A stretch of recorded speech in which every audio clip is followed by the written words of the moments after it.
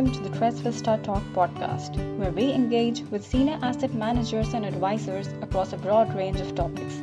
Trust Vista is the leading outsourcing firm for the financial services industry, supporting over 1,000 clients with over 10 trillion in assets under management. This is Abhilash Jaykumar, co-founder and managing director of Trust Vista. Today's Trust Vista Talk podcast, we have a really special guest. At Trust Vista Talk, we try to get varied perspectives and worldviews, and today we have Bianca Martinelli, Senior Vice President of Worldwide Operations of Endeavor, calling in from Sao Paulo. Bianca has also been VP of International Expansion at RD Station, a leading digital marketing and sales platform for SMBs in emerging markets.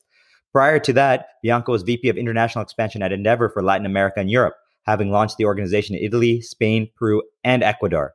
Bianca holds a BA in Business Administration from FGV EAESP in Sao Paulo, Brazil, and she's also a Kauffman Fellow, class of 2021. Bianca, thank you so much for joining us today. Thank you, Wabi. It's really a pleasure to be here with you and Trust Vista. I'm excited for our conversation and to interact a little bit more with your audience. Wonderful. Maybe for their benefit, we can just give a quick recap of what is Endeavor. You know, it's over 20 years old as an organization, but a lot of its emphasis has been in emerging markets. And so it's quite well known all over the world, but maybe not as much in my own backyard in New York City. Yeah, absolutely.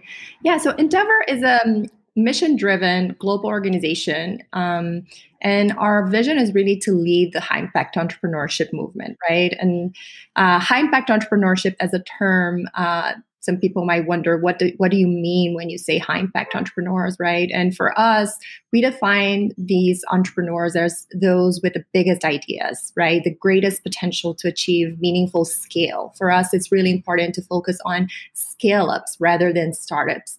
And also these entrepreneurs are the ones with ability to inspire, to mentor. And we talk a lot about paid forward as a concept. So we really want to measure the success of these entrepreneurs, not only by their economic financial gains and their direct jobs, of course, and revenue they generate, but also, as importantly, by their ability to influence others, right? And so for us, it's really important that these entrepreneurs paid forward to the next generation and reinvent their industries.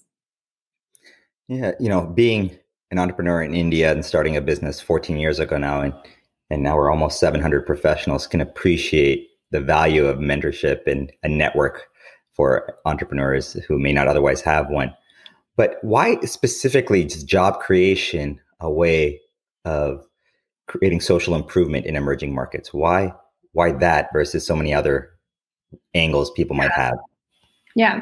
For us, of course, there's now we see in all of the countries where we are operating so many organizations, ecosystem builders that are helping entrepreneurs, from startup phase all the way to growth phase in creating jobs and innovating. For Endeavor, we really understand that, we cannot be everything to everyone. Our main focus in job creation is focusing on those entrepreneurs that are going to generate the most impact in terms of job creation in that specific ecosystem, right? So we believe that it is really entrepreneurs who generate jobs, and this can really mean, economic, social change in the longer term for an economy. But by focusing on those ones that are going to generate the most, we can impact the society at a larger scale, right? So for us, it is about job creation. It is about creating quality jobs as well, because these entrepreneurs across Latin America, Asia, Middle East are really creating new jobs and new skills that weren't actually available in those markets, right? Especially emerging markets. And so for us, it is about job creation. But as I mentioned, it is also about culture and culture building, right? I come from Brazil. I remember that when I joined Endeavor back in 2007, the word entrepreneurship was not valued, and people would actually become entrepreneurs out of necessity rather than opportunity.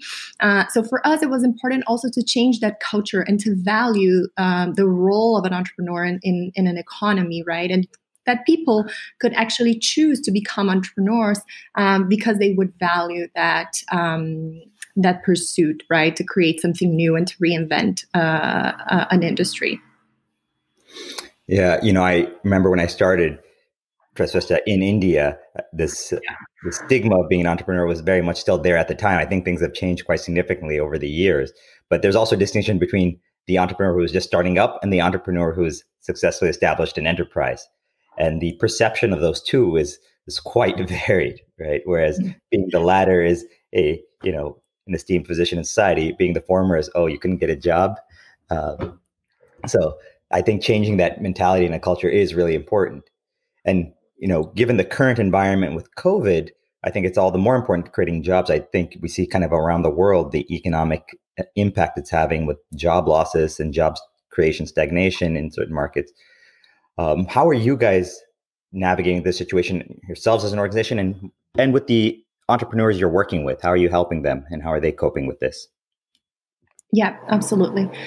So as you had already mentioned, Abby, so First Endeavor as an organization, right? We, from, a working from home perspective, for us, it was quite seamless. We are already used to working alongside other offices and mentors and entrepreneurs, supporting them with cross-border service, and online mentoring has always been a part of our reality. We definitely had to innovate in terms of our events. Events, are a very important pillar for Endeavor, just generating those in-person experiences. And it was really great to see our founder, just ensuring that the experience of an Endeavor selection panel, which is our final phase of selection, was kept on an online experience. And everyone was mentioning to us how we were able to maintain that Endeavor spirit and culture. As an organization, we've been seeing also, the need, quite frankly, to have a hire freeze right now, to cut down costs. So really prioritizing what's most essential. But I would say also that it's interesting how these, trying times help us understand, okay, where is our priority right now? How can we tackle the most important challenges, right? We need to focus on revenue generation. And it was a very interesting opportunity for us to pilot some programs, I would say, that we had been thinking of launching for such a long time. And just right now, we actually were able to innovate and put it together very quickly, right? One of them is this concept of ambassadors. We have mentors throughout the world who help us, but we have a subset of mentors who are entrepreneurs, business leaders, who are really champions for us. And so creating this cohort of ambassadors, it's a fundraising strategy for us, but also bringing even closer to us those individuals and those business leaders who can help our organization thrive. So that was a huge success case for us. But we are seeing, for the remainder of the year, potentially a 20 to 30% decrease in our revenue. So that's something, with the hire freeze and cutting travel and costs, we're going to be able to manage well, I hope. Yeah, I was a middle market private equity investor before starting Trust Vista, and Trust Vista as a professional services organization, we have a lot of really talented individuals who are in the business of thinking about businesses. And so internally, we are able to have a lot of conversations about strategy and, where to take the company and how to address challenges that we might face. But I remember as a private equity investor talking to CEOs of a lot of these middle market companies, they're often on an island, right? They might have large organizations, a lot of employees, but they are the only ones in their organization who have their eye on the horizon. And there's not really an internal sounding board, right? So I have a co-founding partner who was helpful in early days. And today we have the entire organization we can lean on to talk out loud, and we have that culture. But that's just not practical for a lot of organizations, depending on their industries, whether service or product. How are you seeing that dynamic within your own entrepreneurs and the companies that you guys support? Yeah. Well, we always hear from entrepreneurs that being an entrepreneur is such a lonely job. And really, I think in times like this, it's when you really want to reach out and ensure that, someone is going through what you're going through. How can you make the best decisions for your customers, for your teams, for all stakeholders, right? So the other thing we are really doubling down on, and entrepreneurs are being very appreciative, is the idea of peer-to-peer network. More than even finding a mentor at this time, you need to find someone from your industry or from your size, or even, same kind of company, but in different regions who can really support each other. We have a group of our fastest growing entrepreneurs. It's called Outliers. We have them meet, once a year into a very deep, it's a very intensive immersion on core topics from, how are you coping personally with this? And entrepreneurs actually has so much on their back, right, in terms of making sure they're doing right by stakeholders. But how are you going to be tackling this challenge from a financial perspective, or even, product management? What are products that you can launch right now and pivot? So the Outliers event has been super successful. Entrepreneurs are really grateful that at this time we're being able to connect. And I think that's a lot of what Endeavor's role really is to curate and connect the best entrepreneurs and mentors around the world. Yeah. And it's worth pointing out that when we speak about entrepreneurs in the Endeavor context, it's certainly not folks who are starting up. As you mentioned earlier, it's, high impact, and you've had entrepreneurs even take companies public. Right. Yeah. And a lot of these challenges remain, whether it's, a 10-person organization or a 5,000-person organization. Maybe you can just speak for a minute about how you select an entrepreneur and what that actually means once they become an Endeavor entrepreneur. I know in a lot of these markets in which you operate, it's a big deal for an entrepreneur to be tagged as an Endeavor entrepreneur. So what is that actual process? Yeah, and I think for this piece, it's important also to step back a little bit and just share some numbers of Endeavor. Right now in 2019, we have an active portfolio generating over $17 billion in revenue, roughly 4 million jobs. Right, we support over 2,000 companies across these 37 markets, and our founder has a fun quote, which is, it's harder to get to Endeavor than it is to actually be selected to join Harvard Business School, because it really is a rigid, rigorous selection process that starts on the ground in all of our offices worldwide. We have teams who are constantly scoping the best entrepreneurs. For Endeavor, it's really important to be in close contact with ecosystem builders, right? Incubators, accelerators, venture capital firms. For us, it's a very important validation if we find entrepreneurs who are already invested by top tier investors. And that is the case not only with regional funds, but truly some of our companies are invested by Redpoint, General Atlantic, Sequoia, right? And having that level of validation is important. And so it starts on the ground. Our team, does a first round of interviews. We call it first opinion review. And then we ensure that these entrepreneurs go through, I would say, a 6 to 9 months process, and on average, in which they talk to lots of the mentors in the local network. And these mentors are at the same time evaluating the entrepreneur. And for us, the selection criteria is really threefold. We're looking at the entrepreneur, right? I talked a lot about paid forward, the level of influence that this entrepreneur has, the ability the entrepreneur has to be coached, because Endeavor will be so much about coaching, peer networking, that people need to be able to listen and to want to grow from those different perspectives they're going to be exposed to. The second criteria is the business. Really, we're looking for the most innovative, the most scalable businesses, the ones that are going to reinvent an industry locally, regionally or globally. And the third one is timing. And for Endeavor is really important because, as a mission-driven organization and with limited resources, we cannot support everyone. We commonly say in our selection process that if a company is not going to be successful without Endeavor, we shouldn't be even looking at it, right? We want to accelerate the growth of entrepreneurs. We want to choose the best ones, the ones who we see more potential. But with Endeavor, they can actually scale 10x what they would without us. So this is our selection criteria. The time is important. It's about scale up companies. And once they actually go through all of these different sessions locally, we have an international selection panel, which is, those events that I was mentioning that our founder just took them online. But this international selection panel is super interesting. It's, we invite our best mentors, board members to be panelists and judge our entrepreneur, these candidates based on, their business model and also their personal trajectory.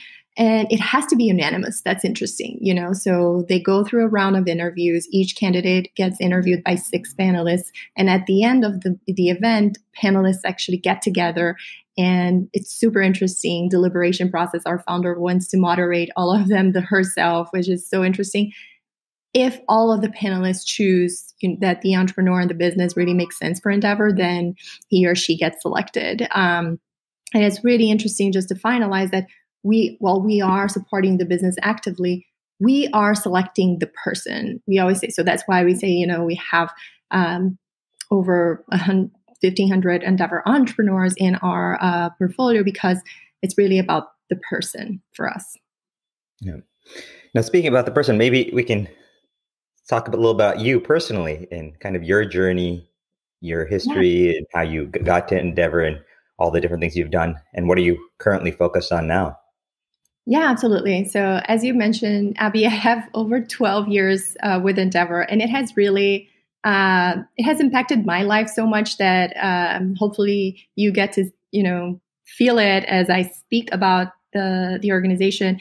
And the idea for me personally is that I want, in whatever role I'm at, I want to be supporting economic development. And entrepreneurs are a great way to do this. And that led me to Endeavor. I was, when I joined Endeavor, we were just 13 people in Brazil. And I did a bit of everything there. And it felt so much like an entrepreneurial venture to me, because we were creating new programs, products. We were expanding Endeavor regionally. Nowadays Endeavor has 90 people working on the ground, 8 offices.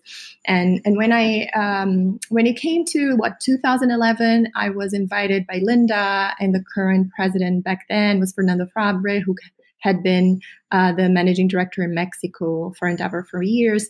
They wanted to build a team of people who knew very deeply on the ground how to actually support entrepreneurs and how to take Endeavor to the next level. It was a moment in which Endeavor was starting to expand internationally significantly more. Edgar Bronfman Jr., who's the chairman of Endeavor, he had this goal, in which Endeavor needed to reach 25 markets by 2015, and we were in 6 markets back then. So to me, that's where my international expansion journey started, and through Endeavor, to me, that just was so meaningful to do. I spent a lot of time then expanding Endeavor towards Europe. We didn't have really presence in Europe, and also to Latin America. We were already very focused in Latin America, but there were just a couple markets that still needed our presence, and we weren't there yet. So I expanded Endeavor to Italy, to Spain, to Ecuador, and to Peru. I took a break from Endeavor from 2017 to 2019. And it's interesting because it all comes from full circle. I ended up working for one of our outliers, one of the fastest growing entrepreneurs from our portfolio. And then to finalize, I just, Linda, after those 2 years, I think both of us felt that my journey at Endeavor hadn't quite ended. And Endeavor is at this very interesting inflection point in which we have 37 offices, very decentralized, very independently run. But for us to get to the next level, we need to really ensure that our culture, that our values, that our systems, right, and our KPIs, our data set, right, it's all really aligned, and we are rowing the same direction.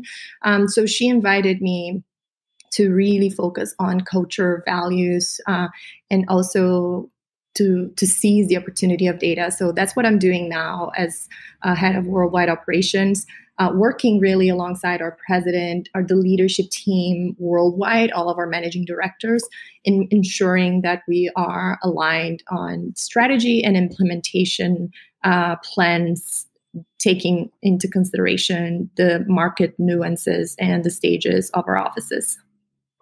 Yeah, I remember there's a case study in business school about processes versus efficiency. And when you're a startup, when you're a small organization, processes lead to inefficiency. And as you scale, if you don't have them, that leads to inefficiency. And in a time like this where, the external business environment might slow down, it creates an opportunity to reinvest in the organization for that next stage of growth. And I know you guys have started this process of looking at data and connecting the dots and trying to be efficient before COVID started.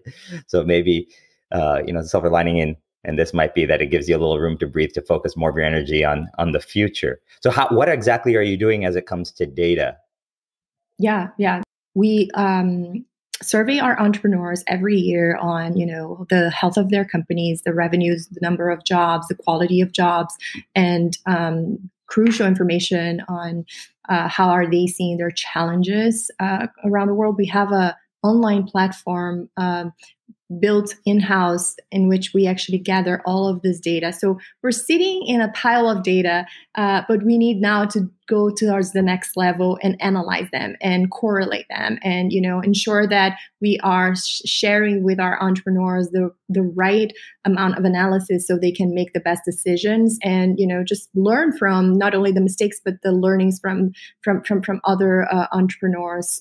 Our Mexico office, to be very honest, is the one who's taking the lead in data right now. But we at Endeavor Global, the headquarters, we want to ensure that this is spread out throughout all of our offices. So what Mexico is doing, for instance, is they are in their own surveys, they are understanding what is the compensation benchmarks per industry and sharing that that knowledge back to all of the portfolio companies. That's one data set, but we can do this with so many different points, right? So, such as, for instance, what is the common funding round in Mexico or in Indonesia or in Brazil, and so to us, it's really starting to structure the data and what are the things that our entrepreneurs would like to see the most.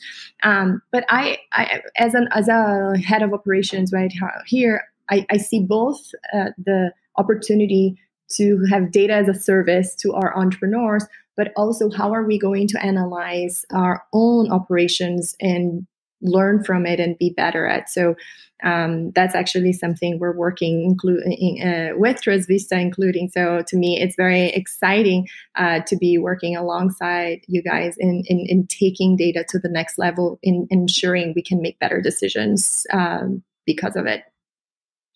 Yeah, I know we're certainly excited to be working with you guys as well. And some background on that for our audience.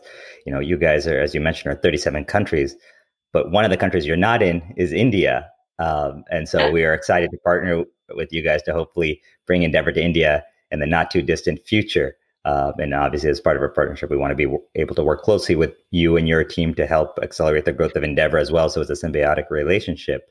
So maybe you can talk about a little bit what you're doing with TrustVista. I know we're working with you on, you mentioned the engagement survey. What's happening there? Yeah, absolutely. So as I had mentioned, Endeavor is right now in a hiring freeze, and we are under-resourced, especially across the world. But I would say now our headquarters was supposed to have 55 people. We're now at 40. And in particular, my team is really in need of support when it comes to data analysis, data gathering, right? So not only because we need the resources per se, but we need to build those skills over time. It's really a data analysis skill that Endeavor is yet to build robustly. So we started talking to TrustVista. We saw actually a huge opportunity right now with our engagement survey as a first project. Our offices around the world, have roughly 450 staff members, and it's super. Endeavor's about people, right? Endeavor really needs to ensure that we are providing, a learning curve and a meaningful career path to our employees. There's much to improve, but it all starts with understanding where people are at in their journey and how are they engaged, what's the climate for each of our offices. So we had been doing an engagement survey for about 5 years now, but we wanted to overhaul the process, and we wanted to take one extra step in terms of people analytics, right? Start correlating a lot of the outcome. So our promoters usually the ones who are best performers. How can we make assumptions and understand what really, what kinds of correlations really do make sense for our operations? And that's really a lot of what Transvista is helping us with. So I'm working with our Brazilian office, which is our largest one. So the people team there and Transvista, it's a true collaborative effort in overhauling the process for the survey, putting together, a robust set of questions that really ensure our managing directors will understand the health of their staff force locally. And for us, it was also very important to include management-focused questions. We didn't used to focus on, in evaluating how good are we at managing our people. My assumption here is if we can double down on management training, if every manager can be their best, we will be able to, retain our staff and develop them further. So we're now including management-focused questions also on the survey. And I've already seen a preview of the dashboard. We're using Tableau with you guys, and it has taken the level of analysis that we can do to another level. So I saw a preview of that dashboard, and I'm super excited with what we can show to our managing directors based on the work we've done so far.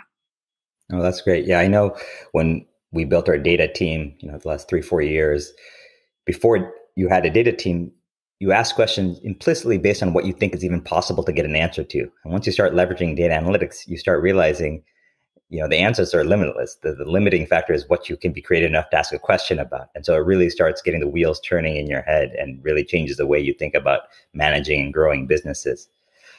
So hopefully this will be something that we can, extend to Endeavor entrepreneurs as well, to take these best practices we're developing with Endeavor and actually push it down.